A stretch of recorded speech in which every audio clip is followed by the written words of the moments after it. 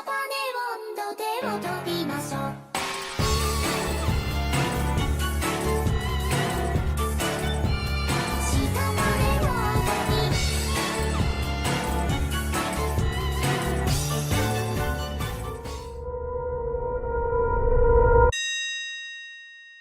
Ce mec a une vie absolument catastrophique. Pour vous la faire en bref, il a que des petits boulots sous-payés, pas d'amis, absolument aucun objectif, et son physique ingrat fait de lui la cible des moqueries depuis qu'il est tout petit. Même aujourd'hui, à 26 ans, il continue à se faire harceler par ses collègues qui s'amusent régulièrement à l'insulter, à l'enfermer dans les toilettes de l'entreprise. Alors, pour éviter que ça se reproduise, sa boss, une certaine Zhu, a finalement décidé de le changer de poste. Pour lui, plus de bureau, plus de collègues. Désormais, son nouveau job consistera à être déguisé en la mascotte de l'entreprise du nom de Wang Ji. D'ailleurs, à partir de maintenant, si c'est ok pour vous, je l'appellerai par ce nom-là parce que son vrai nom n'est jamais mentionné dans l'histoire. Alors, notre Wang Ji, désormais déguisé sous cet énorme costume d'ours, il s'est rapidement retrouvé sur scène dans le cadre de son nouveau job, contraint de danser sous cette apparence d'ours. Et forcément, la première chose qu'il s'est dit à ce moment-là, c'est « Mais qu'est-ce que je suis en train de faire ?» C'est une réaction qui est assez normale dans ce contexte. Mais, étant donné qu'il n'avait pas trop le choix à ce moment-là, il s'est mis à danser, pas du tout à l'aise, en se disant que, encore une fois, tout le monde allait se moquer de lui. Lui, il a l'habitude de ça. Mais contre toute attente, c'est pas du tout ce qui s'est passé. Bien au contraire, en fait. Le public, il l'a adoré. Enfin, il l'a pas adoré lui directement, plutôt la mascotte Wang Ji. Les gens, ils ont applaudi pendant super longtemps. À la fin du spectacle, une file d'attente s'est même formée pour pouvoir prendre des photos avec Wang Ji. Et alors là, il s'est passé un vrai truc. Wang Ji, pour la première fois de sa vie, il n'a pas inspiré du mépris de la part des autres, mais de l'admiration. Caché sous son costume, personne ne voyait sa véritable apparence et donc personne ne le jugeait. Alors ce qui est assez drôle, c'est qu'en se sentant si bien dans ce costume, Wang Ji, il a tout simplement pété un câble dans sa tête. Refusant de redevenir lui-même, il est tout simplement parti en courant dans le costume, avec pour objectif de ne plus jamais l'enlever pour garder ce sentiment plaisant d'acceptation de la part des autres. Alors évidemment oui, c'est complètement irréaliste, personne ne vit pour toujours dans un costume, mais sur le coup, Wang Ji, franchement, il pense pas vraiment à ça, il continue dans son délire. Sauf que face à cette scène absolument ridicule, sa boss Zhu, évidemment, elle va pas le laisser se barrer dans le costume qui appartient à l'entreprise, elle va se mettre à le pourchasser, à le suivre en courant, bien décidée à le récupérer et à lui régler son compte aussi une fois rattrapé. Alors comme ça, pendant plusieurs minutes, ils vont se courir après, Wang Ji ayant un peu perdu la boule et Zhu complètement folle de rage, jusqu'à ce que Wang Ji décide de tenter le tout pour le tout, c'est-à-dire faire semblant de sauter d'un pont pour qu'elle le laisse tranquille. Sauf que face à une telle scène, Zhu, elle va pas du tout se laisser abattre. Elle va soupirer, elle va lui dire qu'elle croit pas du tout à sa tentative de sortir de cette situation, et elle a bien raison en fait, parce que c'est complètement fake. Sauf que ça va partir en vrille. Ça va partir en vrille parce que Wang Ji, il va trébucher et réellement sauter du pont sans le faire exprès. Et dans une tentative d'essayer de le rattraper, Zhu, elle va tendre le bras et elle aussi en fait, elle va être emportée dans la chute. Alors à ce moment-là, les deux vont faire une chute de plusieurs mètres, tomber à terre, et là, c'est le trou noir. Et alors que personne n'aurait dû survivre à cette chute, Wang Ji et Zhu, ils vont miraculeusement reprendre connaissance et se relever. Sur le coup, ils vont se dire que c'est pas possible, que c'est un miracle, mais ils vont très rapidement se rendre compte que y a quelque chose qui cloche en fait, ouais. C'est simple, tous les êtres humains se sont transformés en créatures complètement difformes, en sorte de monstres, et ils semblent être les deux seuls humains à y avoir échappé. Alors face à cette situation complètement catastrophique, Zhu et Wang Ji vont se mettre à errer dans la ville, cherchant désespérément une explication, ou d'autres humains qui seraient dans la même situation qu'eux, mais en vain. Et alors que Zhu veut absolument trouver une solution pour que tout redevienne normal, Wang Ji, lui, franchement, il en a rien à faire. Lui qui a jamais vraiment eu sa place dans ce monde se sent limite dans son élément à ce moment-là. Mais Zhu, elle refuse d'abandonner. Elle va contacter l'hôpital, la police, mais rien à faire. Personne ne semble la comprendre ni pouvoir l'aider. Et finalement, lorsque ça semblait complètement impossible, ils avaient un peu perdu espoir à ce stade, ils vont finir par tomber sur un humain, un vrai. Sans hésiter, ils vont se mettre à le suivre, à l'espionner à travers les rues vides, jusqu'à dans un immeuble délabré. Mais à peine ont-ils franchi la porte qu'ils le découvrent métamorphosé lui aussi en monstre, en train d'attaquer une jeune fille. Alors, face à la scène qui est absolument horrible, sans réfléchir, Zhu, elle va intervenir, attraper la jeune fille par le bras et s'enfuir aux côtés de Wang Ji jusqu'à ce qu'ils puissent se réfugier tous les trois dans un bâtiment abandonné, complètement au bout de leur vie, à bout de souffle. Et c'est là que la jeune fille va s'adresser à eux et se mettre à leur expliquer son histoire. Cette jeune fille, elle s'appelle Lin Lin. En apparence, c'est une lycéenne comme les autres, mais en réalité, elle a une vie très compliquée pour une jeune fille de son âge. C'est simple, en fait, chez elle, il y a absolument tout qui s'est effondré. Son père a perdu son emploi et il a sombré, s'enfermant dans le silence, dormant absolument toute la journée, incapable de faire face à la réalité. Sa mère, elle a refusé d'accepter la chute de son mari, elle s'est laissée complètement entraîner dans une secte, une communauté soi-disant bienveillante qui lui promettrait un remède miracle, enfin une solution pour sauver son mari d'après elle. Malheureusement, jour après jour, la mère de Lin Lin s'est enfoncée dans ses croyances et s'est mise à faire des prières étranges, des sortes d'incantations censées réveiller son époux du mal, tout ça sous les yeux de la pauvre Lin Lin, trop jeune pour faire quoi que ce soit. Et face à la situation familiale, Lin Lin, elle est peu à peu tombée vraiment dans la dépression. Sa vie de lycéenne, les conversations superficielles de ses camarades de classe, en fait tout ça, ça lui semblait tellement insignifiant, tellement pas important comparé à tout ce qu'elle vivait chez elle. Et puis un jour, un nouveau professeur est arrivé. Rapidement, il s'est intéressé à elle. Il lui a dit que si elle avait le moindre problème, fallait surtout pas qu'elle hésite à venir lui en parler, se plaçant un peu comme son sauveur dans toute cette situation. Faut dire que pour la première fois depuis longtemps, Lin Lin s'est sentie écoutée, appréciée, aimée. Et un soir, alors que la situation était complètement insoutenable à la maison, Lin Lin est sortie sous la pluie et sans trop savoir pourquoi, elle a téléphoné à son professeur. Honnêtement, sur le coup, elle savait même pas pourquoi elle l'avait appelé, elle était perdue, elle voulait juste entendre une voix rassurante qui lui semblait réelle. Et son professeur, il a décroché tout de suite et il lui a proposé d'aller faire un tour avec lui.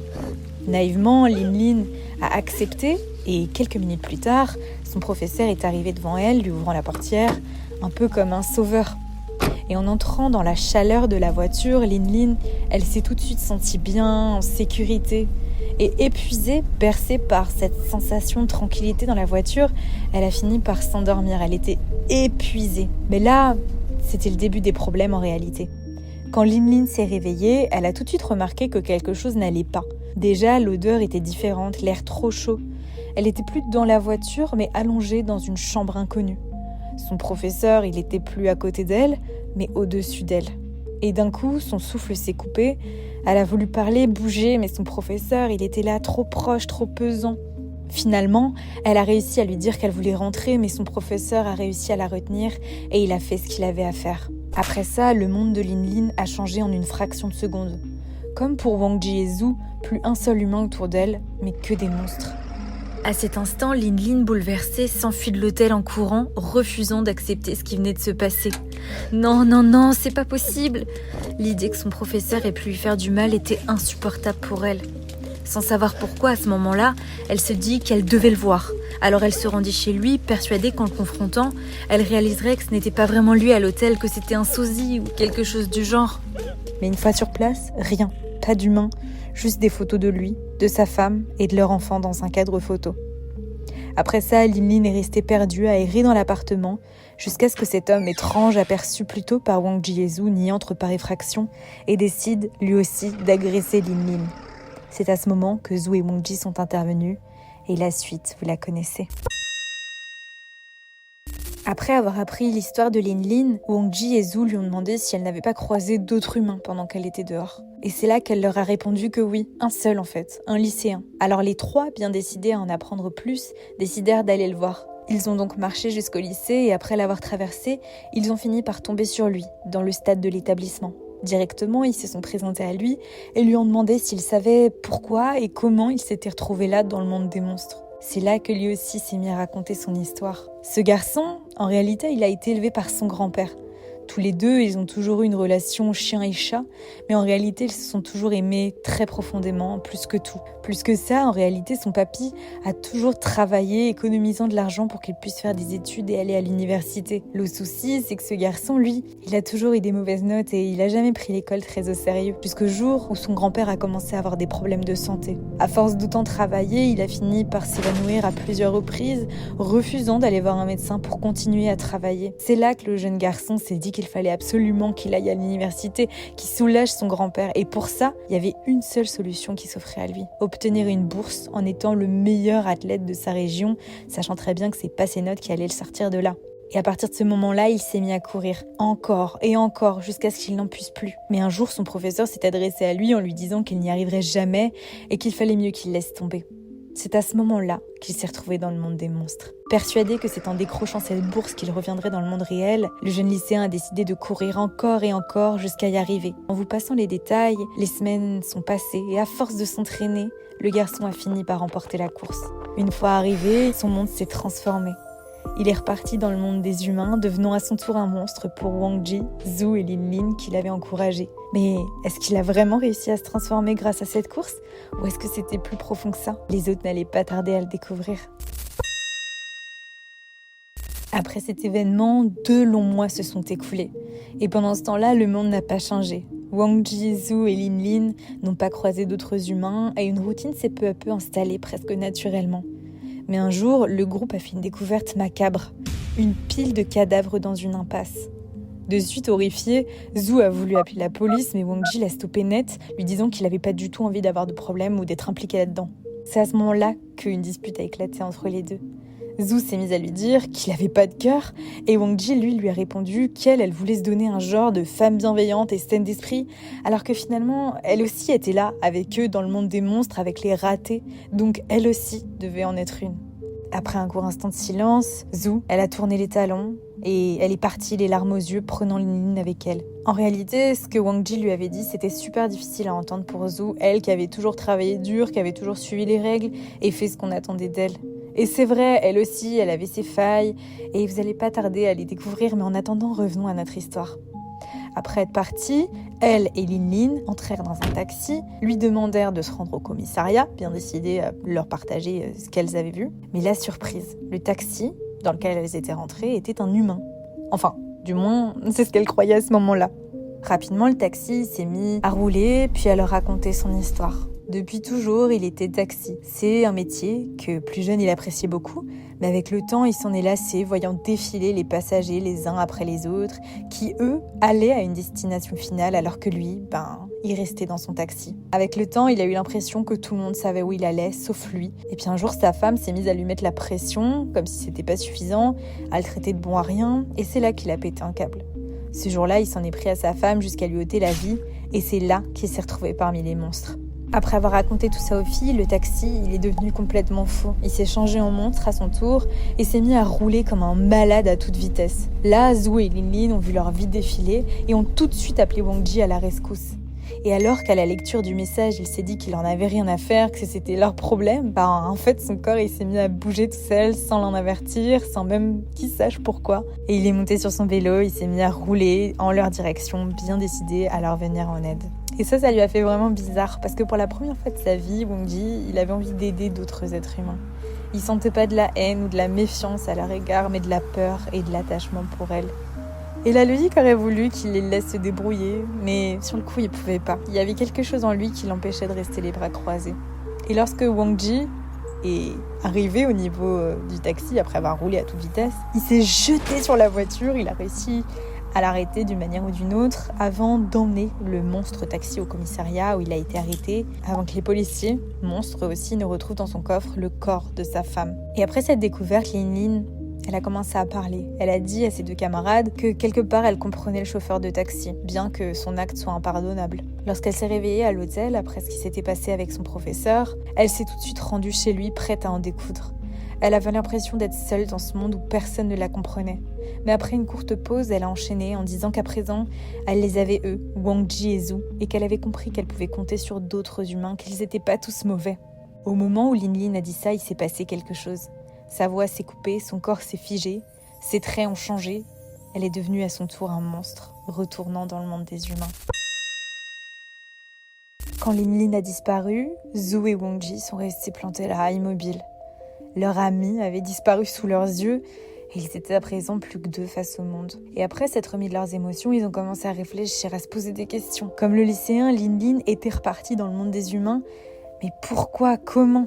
À ce moment-là, c'était devenu clair pour eux. Pour y retourner, il fallait régler ces démons intérieurs, trouver des solutions à leurs problèmes profonds. Et c'est là que Zhu a décidé d'enfin faire face à la réalité, à sa vérité, à son histoire, celle qu'il avait faite se retrouver là, avec Wangji. En réalité, depuis toute petite, Zhu n'était pas parfaite. Elle avait deux problèmes. Le premier, c'est que sa mère était sous l'emprise d'un homme violent qui la battait, elle et son grand frère, devant ses yeux. Le deuxième, c'est que son grand frère, depuis son plus jeune âge, montrait des signes évidents de psychopathie. Par exemple, elle l'avait vu à plusieurs reprises s'en prendre à des animaux, sans trop savoir pourquoi.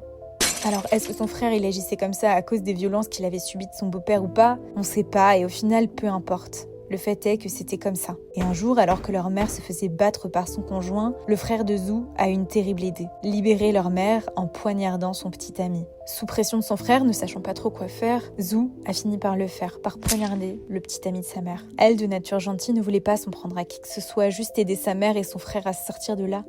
Mais finalement, à la suite de ses actions, l'homme est mort et son frère est allé en prison, la laissant seule dans la plus grande des culpabilités jusqu'à aujourd'hui. Finalement, se rappelant de son histoire, Zhu a décidé de retourner dans l'appartement où tout s'était produit. Les coups de sa mère, les actes barbares de son frère et ce meurtre, afin d'espérer retourner dans le monde des humains. Alors elle et Wangji s'y sont rendus sans se dire un mot, ils sont entrés dans l'appartement avant de se rendre compte que quelqu'un y était déjà. C'était le frère de Zhu. Choquée, elle lui a demandé ce qu'il faisait là, lui qui était en prison jusque-là, et c'est là qu'il lui a avoué en être sorti il y a quelque temps. Ne voulant pas discuter plus longtemps avec lui, Zhu a directement confronté son frère, lui demandant comment il avait fait pour se retrouver là et comment retourner dans le vrai monde. Entendant ça, son frère a souri, il lui a demandé de le suivre dehors et c'est là qu'il s'est mis à s'en prendre à des gens au hasard dans la rue. À ce moment-là, Zhu, horrifié, l'a supplié d'arrêter mais son frère s'est mis à s'en prendre à elle. C'est alors que Wangji s'est jeté sur lui, allant lui-même jusqu'à enlever son masque de mascotte pour s'en sortir.